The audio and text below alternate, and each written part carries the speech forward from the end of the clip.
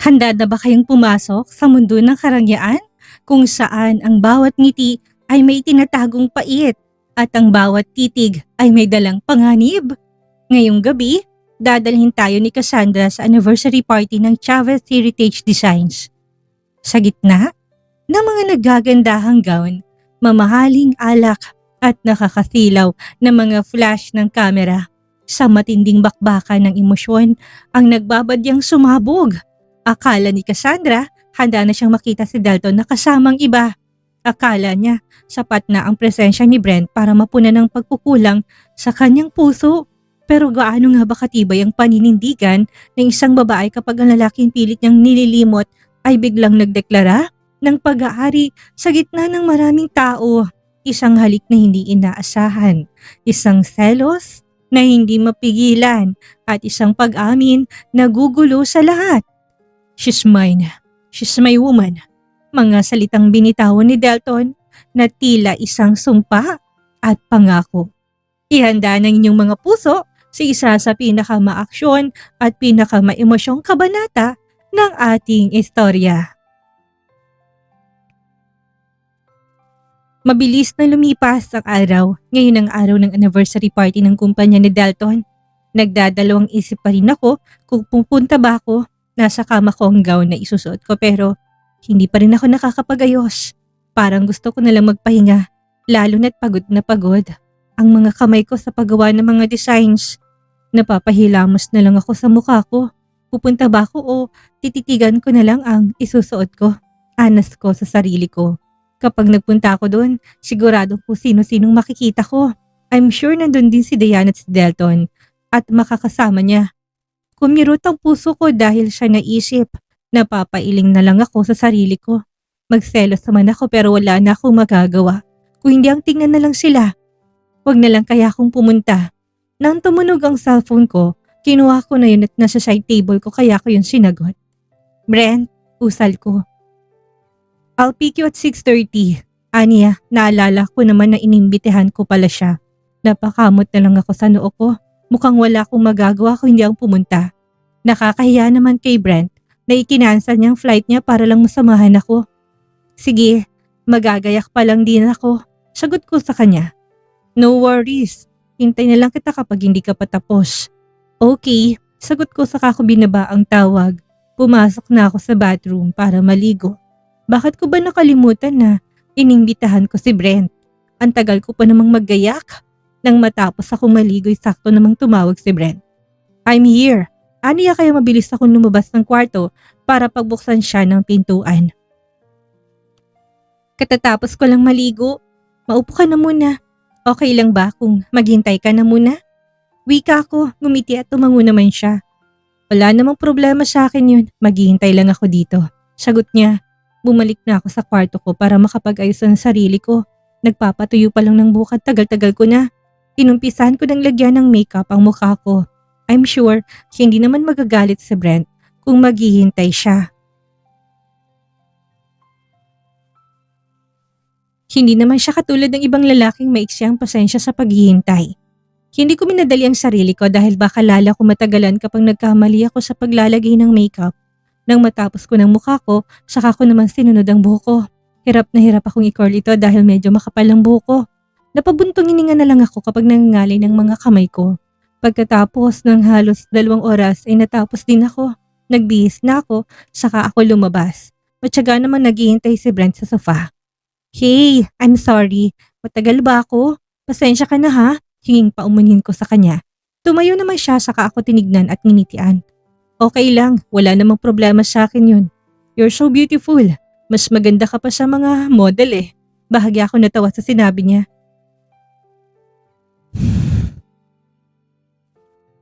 Dahil sa mapaglaro niya na namang mga salita. Bulero ka talaga. Anas ko dahil hindi ko alam kung paano sasagutin ng mga taong pumupuri sa akin. Nilapitan niya na ako sa kanya nilahat ang braso niya.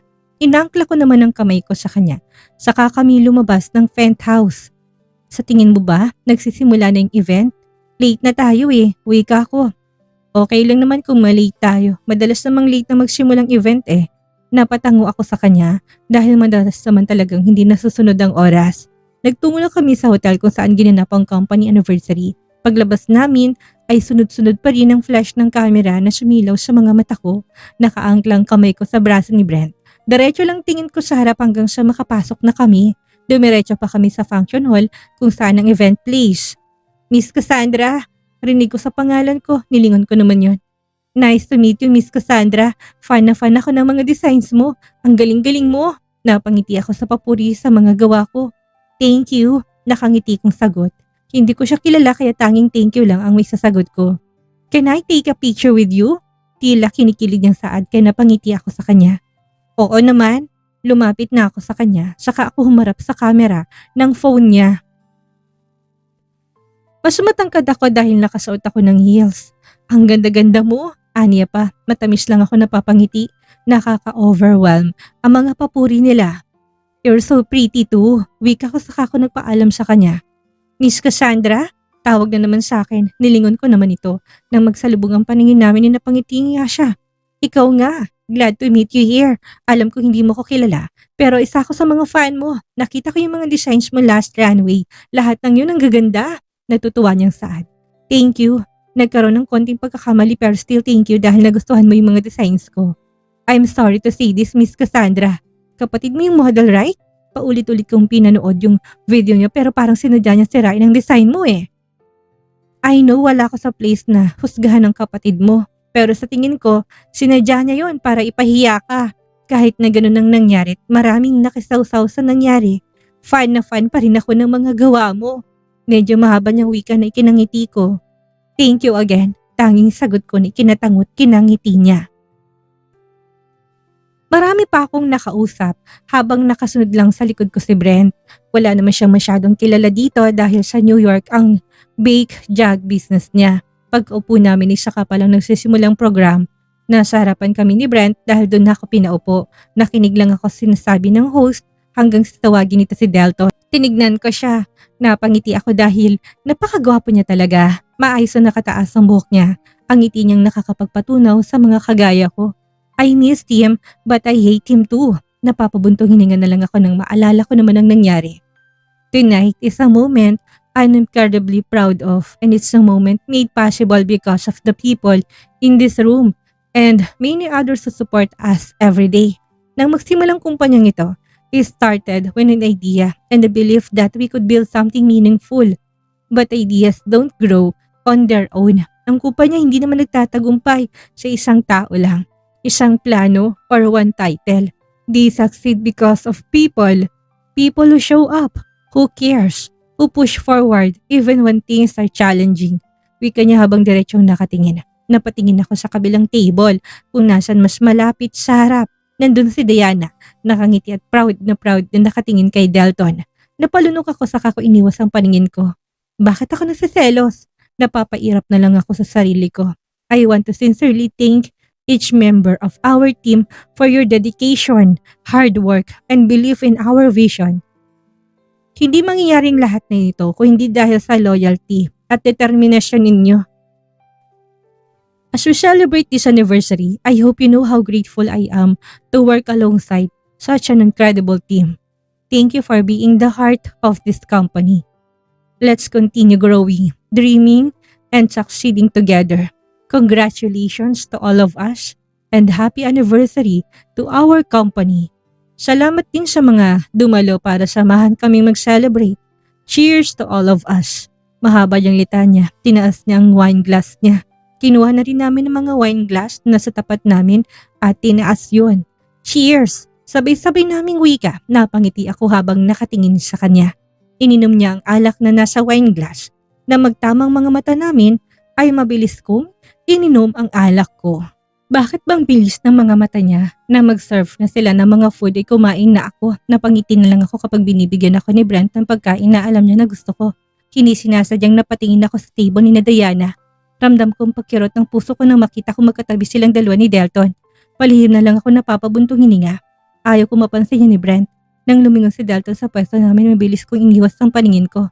Ang lakas ng kabog ng puso ko kapag nagsasalubong ang mga tingin namin. Ayaw ko naman na isipin niya na panay ang tingin. Usulyap ko sa kanya. Kung masaya na siya, I'm happy for him. A woman like me is not deserving for his love. May gusto ka bang kainin? Bulong sa akin ni Brent. I'm full, sagot ko sa kanya. Fruits or dessert? What do you like? Kukuha ako. Aniya, napatingin ako sa buffet area pero hindi ko naman makita kung ano pa bang pagkain ang pwedeng makuha. Kahit ano na lang, sagot ko na ikinatago niya. Tumayo na siya saka siya nagtungo sa buffet area. Nang may dumaan na waiter sa tapat namin, humingi ako ng alak. Mabilis kong ininom yun at ramdam kong init na dumaloy sa lalamunan ko hanggang sa tiyan ko. Napaparami ng inom ko dahil kanina pa ako hingi ng alak. Binaba ko ng wine glass na hawak ko. Hindi naman niya sinasadyang napatingin ako kay Dalton. Napataas ang kilay ko na makita ko siya na nakatingin sa akin. Sa lubong na naman ang mga kilay niya. Ano bang problema niya? Hindi ko iniwas ang paningin ko at ganun din siya. Sumubo siya ng kinakain niya pero nanatiling nasa akin ang paningin niya. Sinusubukan siyang kausapin ni Diana pero nasa akin ang atensyon niya. Nang lingunin ako ni Diana, mabilis kong iniwas ang paningin ko na sakto namang dumating sa Brent. Dala ang 2 pinggan na may lamang desserts at fruits. Thank you, wika ko saka siya matamis ang hinitian. Marami pang dessert doon. Ang hirap mamili. Pinili ko na lang yung kaakit-akit tingnan. Natawa naman ako sa sinabi ni Brent. Tinignan ko mga kinuha niya at lahat ng mga yun ay magaganda ang design. Nanguha na ako ng isa sa kayong kinain. Napatangu-tango na lang ako. Iba talagang naibibigay na comfort ng mga matatamis na pagkain. Wine? Ani ni Brent. Tumango naman ako sa kanya dahil may laman ang bibig ko. Sinalina ni Brent ng alak ang wine glass ko. Nakipag-usap na rin kami sa mga kasama namin sa table at kapag nagbiruan kami ay nagtatawanan na lang kami. Habang lumalalim ang gabi ay ramdam kong pag-iinit ng mga pisngi ko. Restroom lang ako. Pagpapaalam ko kay Brent na ikinatango niya. Pinagpatuloy ni Brent ang pakipag-usap niya sa mga kasama namin sa table habang ako naman dumiretso na sa restroom. Tiningnan ko sarili ko sa salamin. Namungi ng mga mata ko dahil sa alak. May blush on naman ako pero para bang lalo tong namula.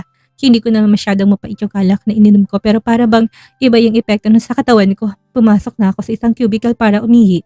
Hirap na hirap akong itaas ang gown ko. Ito talaga yung ayaw ko kapag nasa isang event ako. Makaramdam ako ng ihi tapos iihi ako habang nakasuot ng mahabang gown at nakasuot ng mataas na heels. Nang makaginhawa kay lumabas na rin ako. Nagugas na muna ako ng kamay ko. Kanina ko pa napapansin na nagpapalitan kayo ng tingin ni Dalton. May sarili ba kayong language na kayong dalawa lang nakakaintindi? Napalingon ako sa babae na sa kanan ko. Kita ko naman si Diana nagre-retouch na natiling sa salamin ng paningin niya. Hindi ko alam ang sinasabi mo. Tanging sagot ko takma na sanang lalabas nang magsalita na naman siya. Hindi mo na naman alam? Akala mo ba hindi ko napapansin na nagpapalitan kayo ng tingin ni Dalton? Hindi mo pa talaga siya titigilan? Naghahabol ka pa rin sa kanya? Hindi ka ba nahihiya sa ginagawa mo?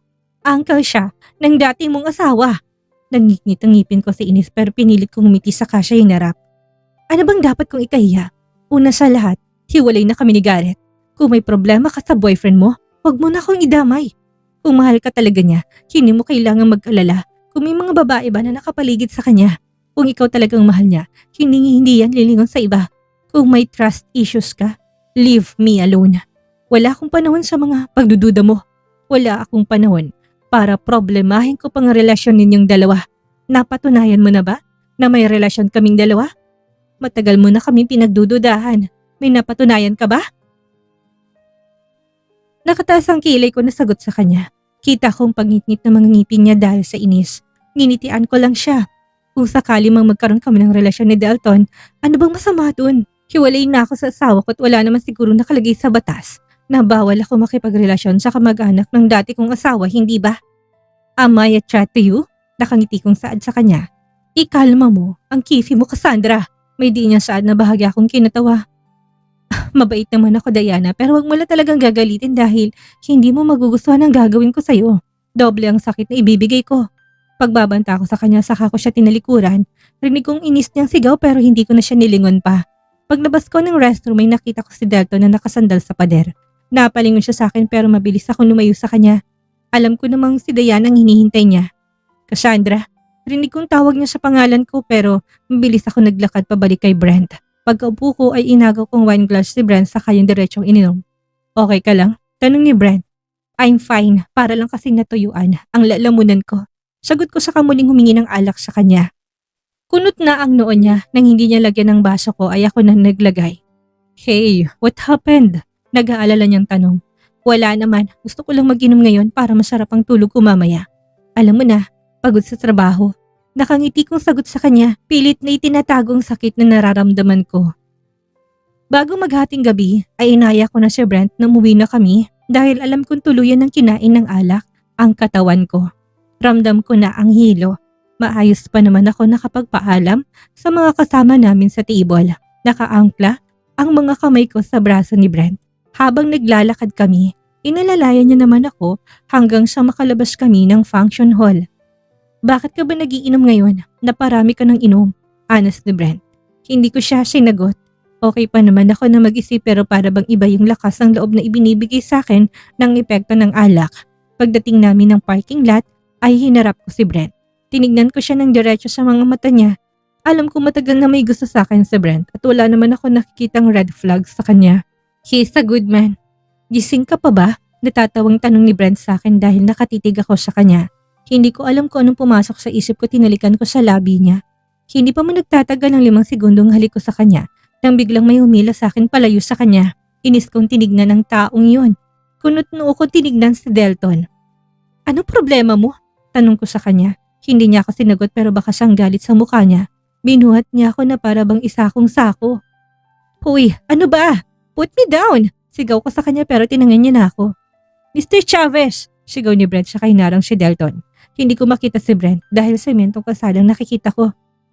Ibaba mo ko, Delton! Sigaw ko sa kanya dahil para kong masusuka sa pwesto ko. Ano ba problema mo? Ibaba mo si Cassandra. Hindi ba't kabastusan ang ginagawa mo? Do you own her para kunin mo na lang ng ganon? May diing sambit ni Brent. Umalis ka sa harap ko. Hindi ikaw ang kailangan ko. Malamig na sagot ni Delton. Hinampas-hampas ko naman ang likod ni Delton para ibaba niya ako pero hindi pa rin siya natinag. Isang hampas mo pa, ilalaglag kita, pabulusok. Pagbabanta niya, natakot naman ako dahil maunang ulo ko kung sakali. Let her go. Akong kasama niya na pumunta dito. Ano bang karapatan mo na kunin siya sa akin? Ibaba mo siya. Kung ayaw mo na i-report kita. Matapang na wika ni Brent. Do it. Wala akong pakialam. Tinatanong mo ko anong karapatan ko sa kanya? She's mine. She's my woman. May diing siya ni Delton na ikinatahimik ko. Hindi ko alam kung nag-i-imagine na lang ba ako dahil kung ano-anong naririnig ko. Tuluyan na akong tinangay ni Delton. Naririnig ko pa rin ang sigaw ni Brent pero hindi ko alam kung bakit hindi na siya nakasunod sa akin para bawiin ako. Saan mo ba ako dadalhin? Ibaba mo ako. Damn it, nasusuka ako sa ginagawa mo. Put me down, you jerk! Sigaw ko sa kanya pero hindi niya yung ginawa. Delton, napatigil na naman siya sa paglalakad. Naduduwal na naman ako dahil sa semento ako nakaharap. What are you doing? Bakit kasama mo siya? Rinig kong boses si Diana. Wala ka nang pakialam doon, Diana. Pwede ba tigilan mo na ako? Huwag mo na akong sundan. Wala na akong planong balikan ka. I don't love you anymore. Huwag mong sayangin ang oras mo sa akin dahil hindi ko na kayang ibalik pa ang pagmamahal ko para sa'yo. Lalo ko natahimik sa narinig ko. Ano bang sinasabi niya? Hindi niya na kayang mahalin si Diana? Anong klaseng lalaki ba siya? Pagkatapos niya makuha ang pangangailangan niya bilang isang lalaki kay Diana, ay ganito lang ang isusukli niya. Muli siyang naglakad. Para pa rin akong gulay na lantang nakasabit sa balikat niya.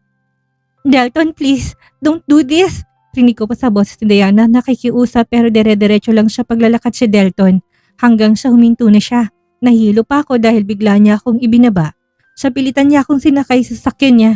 Hindi ako nakalaban dahil hilong-hilo ko sa ginawa niya. Pabulusok ang pwesto ko nang buhatin niya ako tapos bigla niya akong itinayo. Ano bang ginagawa mo? Inis kong sambit sa kanya nang makasabay na siya ng driver's seat. Ramdam ko pa rin ang hilo ko dahil sa alak at sa pagbuhat niya sa akin pabaliktad. Umandar ng sasakyan niya. Hindi ko na alam na sumunod si Brent sa nangyari sa kanya na makalayo na kami. Napatakip ako ng bibig ko nang madawal ako. Marami akong nakain kanina at marami rin akong nainom. Muling hinalukay ang sikmura ko. Ihinto mo! Wika ko kay Delton dahil gusto kong sumuka pero hindi siya nakinig sa akin. Ihinto mo yung sasakyan! Ano ba? Inis kong sigaw sa kanya pero wala talaga siyang pinapakinggan. Hindi ko na natiis kaya sa loob na ako ng sasakyan sumuka. Para na ako lantang gulay nang ilabas ko mga kinain at ininom ko kanina. Sunod-sunod ang pagsuka ko pero dire-diretso lang sa pagdadrive si Delton. Wala siyang pakialam sa nakikita niya nang matapos ako'y sumandal na ako sa upuan para bang naubos ang lahat ng lakas ko dahil sa pagsusuka ko. Inis kong tinignan si Delton na galit na nakatingin sa daanan namin. Ano ba problema mo? Sigaw ko sa kanya pero hindi siya sumasagot sa akin. Hindi ko siya maintindihan. Pagkatapos niya akong iwasan itong mga nakaraang linggo, ganitong ikinikilos at pinapakita niya ngayon. Hindi ko siya maintindihan. Palagi niya nalang ginugulong isip at ang puso ko. Bakit hindi pa lang niya sabihin sa akin kung ano ba talaga ang plano niya? Naduduwal na lang ako kapag may naamoy ko sarili kong suka. Binuksan ni Dalton ang lahat ng bintana kaya nililipad ng mga buhok ko. Nakaginhawa naman ako dahil hindi ko naamoy ang maasim kong suka. Para rin ako nagigising at namumunawan sa harigin. Saan mo ba ako dadalhin? Gusto ko nang umuwi. Wika ko sa kanya pero hindi pa rin siya sumasagot sa akin. Kainis naman ako na lumingon sa kanya. Ano ba talagang nangyayari sa'yo? Bakit bigla ka nalang nangihila kung kailan mo gusto? Hindi mo ba nakikita na may kasama ako? Galit kong sambit. Talaga bang ibababa mong pagkababae mo, Cassandra? Nasa tamang pag-iisip ko pa ba? Para lahalikan mong lalaki sa isang publikong lugar? Ano bang relasyon yung dalawa? Boyfriend mo na ba siya? Ano bang pakialam mo? May relasyon din ba tayong dalawa? Para hilahin mo na lang ako kung kailan mo gusto? Sigaw ko nang bigla niyang ipareno ang sasakyan. Muntik pa akong tumama sa harap ng sasakyan dahil wala akong suot na seatbelt. Tumama ang ulo ko sa brasa ni Delton na mabilis niya palang naiharang sa akin. Wala ba talaga akong karapatang magselos, Cassandra? Alam mong nararamdaman ko para sa'yo. May diin niyang sagot. Tinignan ko siya ng punong-puno ng pagtataka. Hayaan mo na makarating muna tayo sa pupuntahan natin bago mo ako kausapin. Hindi ko rin gustong maaksidente tayong dalawa. Aniya sa kanyang muling pinandar ang sasakyan. Nanahimik naman ako. Sinandal ko na lang ang ulo ko sa upuan saka ko ipinikit ang mga mata ko dahil hilong-hilo na ako. Unti-unti na rin akong inaantok. Hindi ko na malayan na huminto na palang sinasakyan namin. Rinig kong binuksan ni Dalton ang pintuan sa akin pero nakapikit pa rin ang mga mata ko. Nagising na lang ako nang buhati na naman ako ni Delton pero this time bridal style na carry na. Tinignan ko siya pero ang mga mata niya nakatutok sa dinadaanan niya. Nakapulupot ang mga kamay ko sa batok niya dahil baka sapian na naman ng masamang espiritu. Bigla akong binagsak sa sahig. Nang maalala ko nangyari inis ko siyang inampas para bang nagising na naman ako at natauhan. Saan mo ba ako dadalhin? I want to go home now. Anong ginawa mo kay Brent? Wala ka namang balak na gawin sa kanya, hindi ba? Siguro naman malinaw mo nakita na ako ang humalik kay Brent at hindi siya. Napaigtingan pa nga ni Dalton na pahigpit ng pagkakahawak niya sa akin.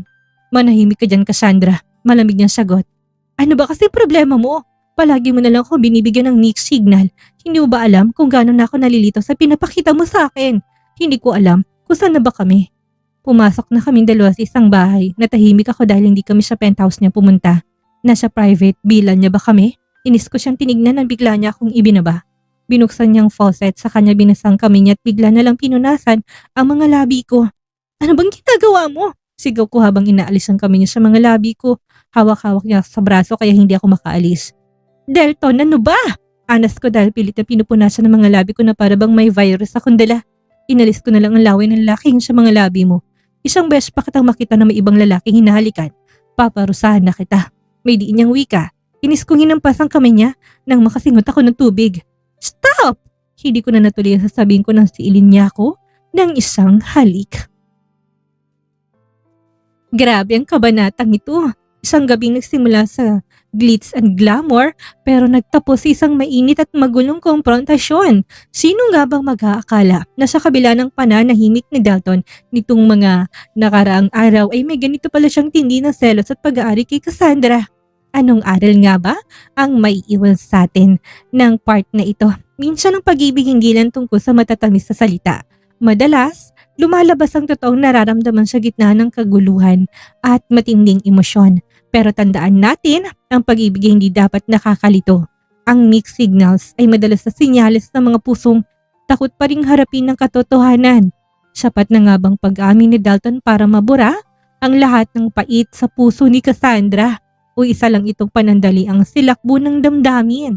Abangan natin sa susunod na episode kung saan nahahantong ang halik na yon at ang pagdadala ni Dalton kay Cassandra sa kanyang pribadong villa. Tuluyan na nga bang bumigay ang ating bida o mas lalong lalalim ang hidwaan nila? Maraming salamat sa inyong pakikinig at suporta sa ating serya. Huwag kalimutang i-like ang video na ito at mag-iwan ng inyong comments. Kanino kayo? Team Brent o Team Dalton? I-comment na yan. Salamat po.